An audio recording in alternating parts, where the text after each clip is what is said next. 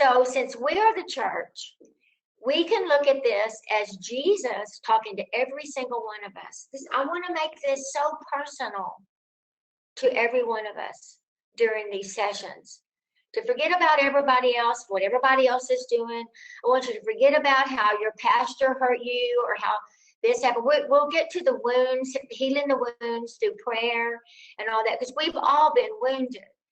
But I want you to focus on what Jesus is saying to you individually so that you can be set free.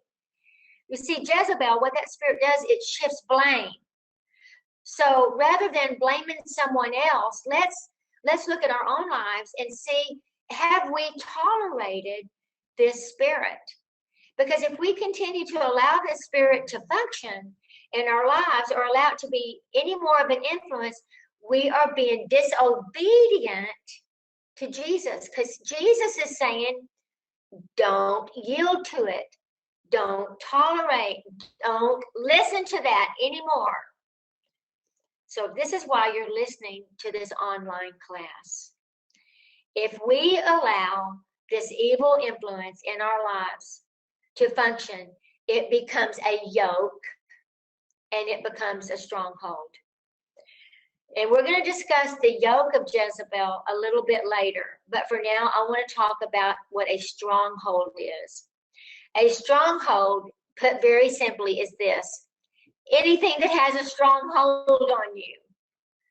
But in the Amplified, it puts it very, very clearly. So let's look at 2 Corinthians chapter 10, and we'll start with verse 3. For though we walk or live in the flesh, we are not carrying on our warfare according to flesh and using mere human weapons. For the weapons of our warfare are not carnal, or they're not physical weapons of flesh and blood, but they are mighty before God for the overthrow or pulling down and destruction of strongholds.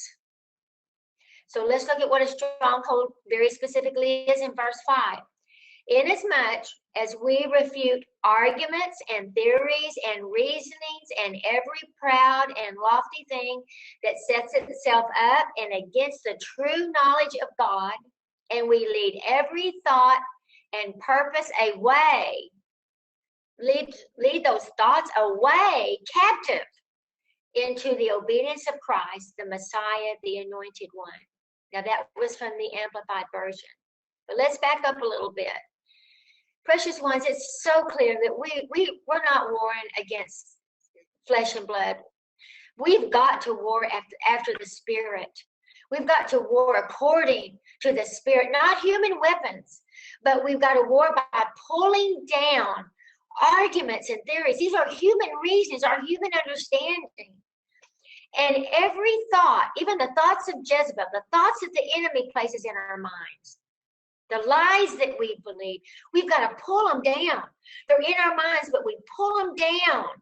And we were just imagine a thought in your mind, just taking it and pulling it down, where it's no longer setting itself above what God has said about us. See, a stronghold is believing the lies of the enemy and placing them above the word of God. And if we do that, if we're believing the lies of the enemy above the word, well, that's spiritual idolatry. And so then we're in idolatry. And that becomes a stronghold. And we're going to talk about idolatry a lot later on. But we're going to touch on it a little bit as we go. And I think you're just going to get more and more set free as you become unyoked with this evil spirit.